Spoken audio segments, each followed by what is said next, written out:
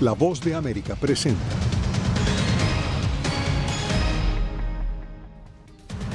«150 años de abusos contra niños indígenas». Hoy, el presidente Biden ofrece disculpas por el papel del gobierno estadounidense en estas atrocidades. Blinken aborda con el primer ministro libanés la crisis Israel-Hezbollah en su última parada antes de regresar a Washington. Texas en el centro de la contienda electoral. Ambos candidatos hacen campaña abordando derechos reproductivos e inmigración. 35 años después, revive la controversia con una nueva sentencia a los hermanos Menéndez, condenados por asesinar a sus padres.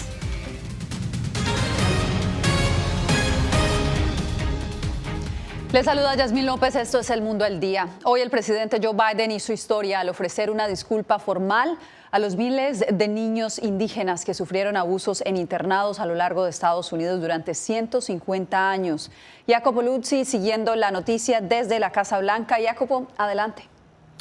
Bueno, Yasmín, Biden se disculpó por el pecado de un sistema de internados administrados por el gobierno que durante décadas, como tú dijiste, separó a la fuerza a los niños de sus padres, calificándolo como una mancha en la historia estadounidense, un capítulo oscuro de Estados Unidos. Sin embargo, el presidente dijo que nada se borra y que es importante reconocer todo, lo malo, lo bueno y la verdad de este país. El presidente Joe Biden se disculpó formalmente este viernes en Arizona por el papel del gobierno federal en la gestión de internados donde 19,000 niños indígenas enfrentaron abusos, negligencia y la eliminación de sus identidades tribales. Casi 1,000 murieron mientras asistían a las escuelas. Debemos conocer lo bueno, lo malo, la verdad de quiénes somos como nación. Eso es lo que hacen las grandes naciones. No borramos la historia, hacemos historia, aprendemos de la historia y recordamos para poder sanar como nación. Fue la primera vez que un presidente estadounidense se disculpó por los abusos que se cometieron durante más de un siglo bajo la supervisión del gobierno federal. Su secretaria del Interior, la primera indígena que integra un gabinete presidencial, hizo eco al presidente. Hoy es un día para recordar, pero también para celebrar nuestra perseverancia. A pesar de todo lo que ha pasado, todavía estamos aquí. Desde principios del siglo XIX hasta finales de la década de 1960, el gobierno estadounidense separó a los niños indígenas de sus familias y hogares, con el fin de borrar sus vínculos tribales y sus prácticas culturales.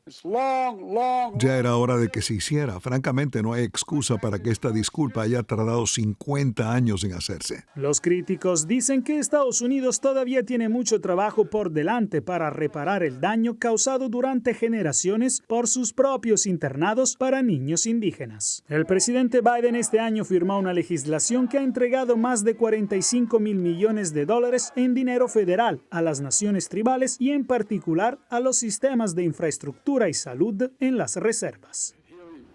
A menos de 2 semanas de las elecciones presidenciales, los demócratas han estado haciendo un esfuerzo para atraer a los votantes nativoamericanos. Arizona, recordamos, es uno de los 7 estados clave indecisos donde los indígenas representan más del 6% de la población. Así es, Jacopo, gracias por la información. Bien, el secretario de Estado Antony Blinken concluyó su gira por el Medio Oriente y hoy se pronunció desde Londres. Carolina Valladares con la noticia.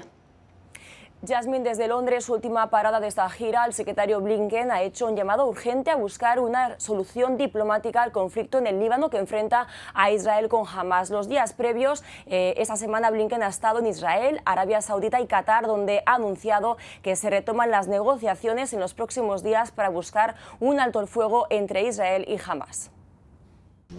Día de reuniones del secretario de Estado Antony Blinken en Londres con líderes árabes tras su gira por Oriente Medio. Entre los cara a cara, uno con el primer ministro interino del Líbano. Dijo Blinken que ambos países coinciden en que una resolución diplomática es la única vía para poner fin al conflicto entre Israel y Hezbollah. Tenemos un sentido de urgencia real para llegar a una resolución diplomática y la plena implementación de la resolución 1701 del Consejo de Seguridad de las Naciones Unidas, de manera que pueda haber seguridad real a lo largo de la frontera entre Israel y Líbano. Blinken también abogó por la protección de civiles en Beirut, al tiempo que aseguró que Estados Unidos no quiere requiere una campaña israelí prolongada en el Líbano. En un encuentro posterior con el ministro de Asuntos Exteriores jordano, el máximo diplomático hashemita expresó su preocupación a Blinken por lo que calificó como una limpieza étnica en Gaza. La situación humanitaria es realmente difícil. Ahora miramos al norte de Gaza, donde vemos que se está llevando a cabo una limpieza étnica. Y eso tiene que terminar. En las últimas semanas, las fuerzas israelíes han intensificado su campaña militar en el norte de Gaza, entrando en recintos hospitalarios 2 veces en 24 horas, según funcionarios gazatíes. Mientras en el sur, al menos 26 palestinos murieron en ataques nocturnos contra Han Yunis. Desde que comenzó la guerra hasta el día de hoy dicen habrá tregua, pero nada. Con su escala en Londres, Blinken pone fin a una gira donde anunció la reanudación de las negociaciones en los próximos días para un alto el fuego entre Israel y Hamás. Carolina Valladares, Voz de América, Washington. Y mientras esperan los resultados de las nuevas negociaciones, las fuerzas israelíes continúan bombardeando Gaza y el Líbano, donde 3 periodistas perdieron la vida. Nos informa desde Beirut, Joan Cabasés. A las 3:30 de la mañana, Israel ha bombardeado un hotel en medio de la nada, donde se hospedaban 18 periodistas en el sur del Líbano. Ha ocurrido en Hasbaya, un municipio alejado de la zona de combate. El ataque, que no ha tenido aviso previo, ha matado a 3 informadores y ha dejado heridos de distinta consideración. En el hotel dormían trabajadores de 7 medios de comunicación distintos, tanto libaneses como regionales. Uno de los fallecidos trabajaba para Al-Manar, medio vinculado al grupo político y militar Hezbollah.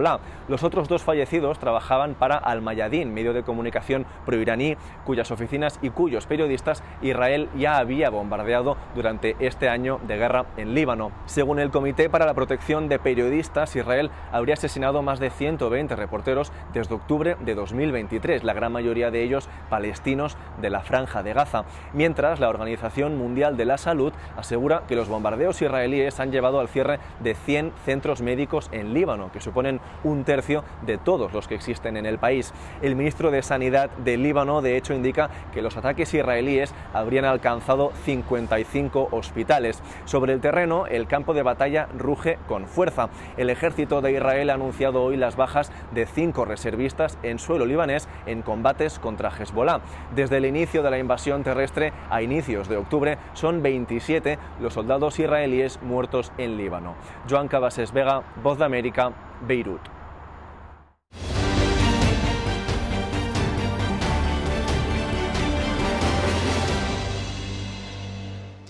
Con diferentes agendas, pero ambos con el propósito de captar el mayor número de votantes, hoy Kamala Harris y Donald Trump hacen campaña en el estado de Texas. Por ahora, Laura Sepúlveda nos cuenta cómo van las encuestas a tan solo 11 días para las elecciones.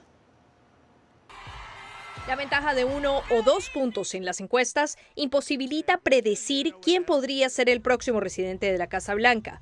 Pero sondeos recientes sugieren un aumento del apoyo al republicano Donald Trump entre hombres hispanos, mientras la demócrata Kamala Harris encuentra nuevo respaldo entre mujeres blancas. Ambos nominados visitan Texas este viernes. Tras su llegada, Trump lanzó acusaciones sin presentar evidencia.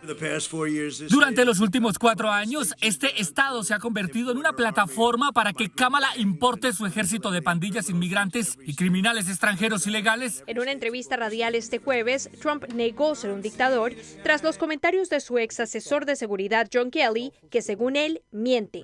Las descalificaciones recíprocas continúan, algunas de forma directa o a través de aliados. Se comporta de forma tan alocada y se ha vuelto tan común que la gente ya no se lo toma en serio. Estoy aquí para explicarles que el hecho de que actúe de forma tan ridícula no significa que su presidencia no sea peligrosa. En Phoenix, Arizona, un sujeto fue arrestado tras prenderle fuego a una caja de correo en la que había votos. Según el Departamento de Bomberos, alrededor de 20 quedaron destruidos. Mientras, el Washington Post anuncia que no apoyará a candidato alguno, rompiendo una tradición de décadas. El anuncio llega 2 días después de que el editor del diario Los Angeles Times impidiera a la gerencia periodística publicar un editorial apoyando a Kamala Harris. Laura Sepúlveda, Voz de América.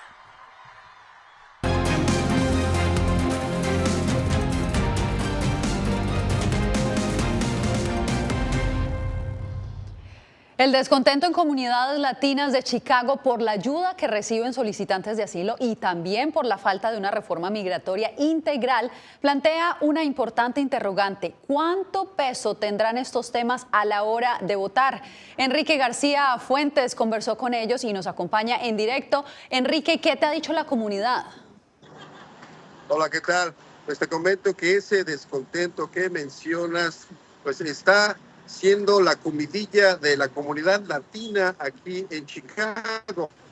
Tradicionalmente los latinos han votado por el Partido Demócrata, pero ahora líderes comunitarios están diciendo que eso podría cambiar en estas elecciones presidenciales. Y esto porque según ellos se está ayudando demasiado a los inmigrantes que buscan asilo y se ha ignorado a aquellos inmigrantes que han estado en el país por décadas sin documentos. En los barrios latinos de Chicago, inmigrantes expresan frustración porque alegan que cuando llegaron a Estados Unidos hace décadas no recibieron la ayuda que actualmente se ofrece a inmigrantes recién llegados que buscan asilo. Mucha gente está molesta, yo también igual, porque mucha gente tenemos tiempo de estar aquí en Estados Unidos. Ahora los que están llegando, todo lo tienen. Ese descontento, según este líder comunitario abiertamente republicano, podría reflejarse en las próximas elecciones presidenciales si muchos votantes latinos prefieren a Donald Trump, aunque no lo manifiesten. Han entrado 48,000 venezolanos aquí a la ciudad de Chicago. Se les ha dado vivienda, se les ha dado tarjeta médica, dinero mensual, permiso para trabajar, dinero por la EBT. En el 2020, el presidente Joe Biden salió victorioso en Illinois y recibió el 68% del voto latino del estado, según la agencia de noticias AP. Biden se impuso en el condado Cook, el más poblado de todo el estado y que incluye a Chicago. El resto de Illinois votó por Trump, principalmente en la región sur de la entidad. La vicedirectora de programas de Alianza Américas dice que el voto latino no es homogéneo y que, en efecto, su organización ha detectado una desilusión de votantes latinos por la falta de una reforma migratoria. Nosotros sí hemos escuchado y somos muy conscientes de la gran frustración que tienen las personas latinas en general con la incapacidad del Partido Demócrata para lograr reformas migratorias. Elena Olea subraya que por su parte el candidato republicano Donald Trump promete deportaciones masivas si es elegido como presidente. Con Donald Trump en el poder y el proyecto 2025 desarrollándose, volvemos a la era Trump pasada. Se eliminan las prioridades en las deportaciones. Cualquier persona, independientemente de que tenga antecedentes penales o no, de que tenga familia o no en el país, va a ser deportada. Y les informo que las elecciones, mejor dicho, votaciones tempranas ya iniciaron. Iniciaron hace unos días aquí en la ciudad de Chicago y estamos viendo a mucha gente latina, particularmente jóvenes que están votando, dicen, a favor de lo que opinan sus padres. Regresamos con ustedes a los estudios. Enrique, qué bueno tener la voz de la comunidad latina de primera mano. Gracias por este reporte. Viene al volver tensión entre viejos aliados. Venezuela y Brasil enfrentan crisis diplomática en torno al bloque de países BRICS.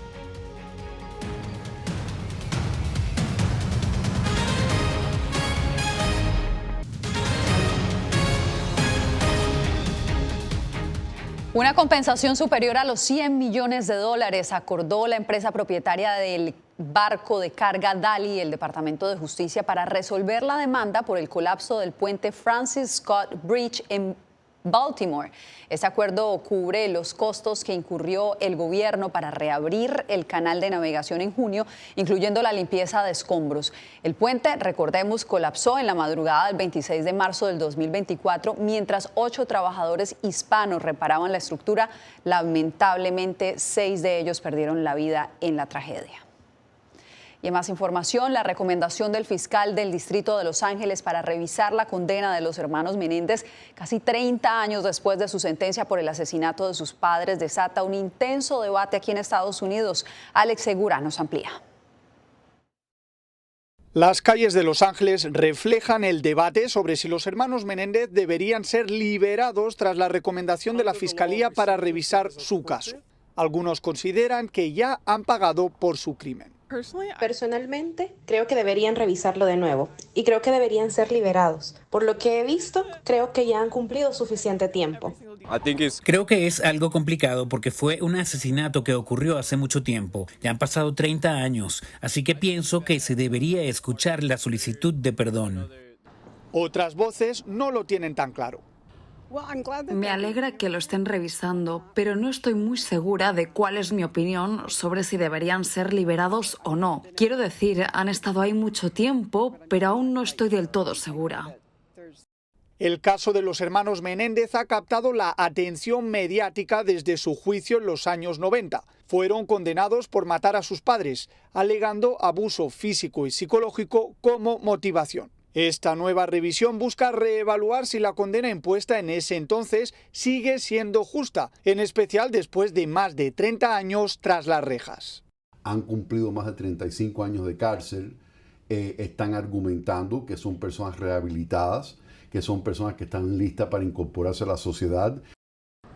La audiencia para decidir el futuro de los hermanos Menéndez está programada para el próximo 26 de noviembre. Con la fecha acercándose, las calles de Los Ángeles continuarán debatiendo si merecen o no una segunda oportunidad. Alex Segura, Voz de América, Los Ángeles, California. Nos trasladamos a Venezuela, donde el gobierno de Nicolás Maduro ha calificado de agresión y gesto hostil la decisión de Brasil de bloquear su ingreso al Foro de Economías Emergentes BRICS. Adriana Núñez Rabascal nos presenta el informe. En un comunicado, la Cancillería venezolana expresó que siente indignación y vergüenza por lo que considera una agresión inexplicable de Brasil, que asegura reproduce el odio, la exclusión y la intolerancia promovidos desde centros de poder occidentales. Aunque Venezuela tenía el apoyo de Rusia para entrar a los BRICS, el revés sufrido con Brasil tiene que ver con la nueva crisis desatada en el país después de las elecciones presidenciales. Pero es la situación política, la inestabilidad que podría traer Venezuela a la mesa, lo que está frenando a Brasil, y también es una respuesta a lo poco que ha colaborado, en opinión de Brasil, Venezuela en resolver su propia crisis política.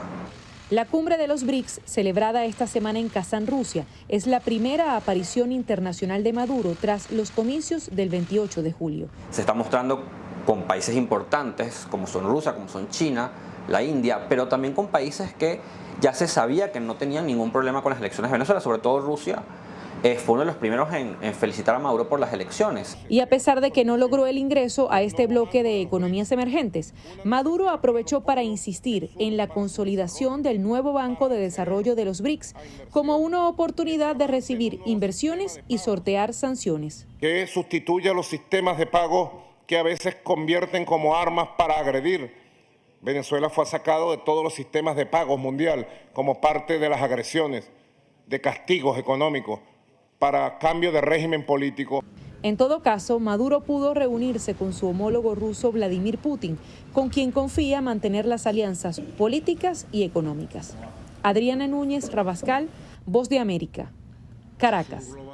En México se extiende la violencia del narcotráfico. La explosión de un coche bomba deja 3 policías heridos.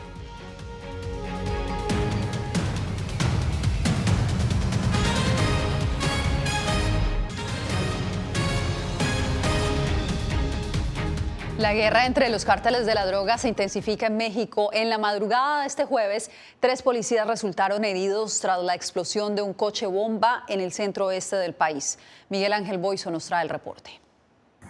En varios estados del país, la violencia de grupos criminales ha repuntado. Para Omar García Harfuch, secretario de Seguridad y Protección Ciudadana, estos hechos reflejan la lucha por territorio entre grupos criminales.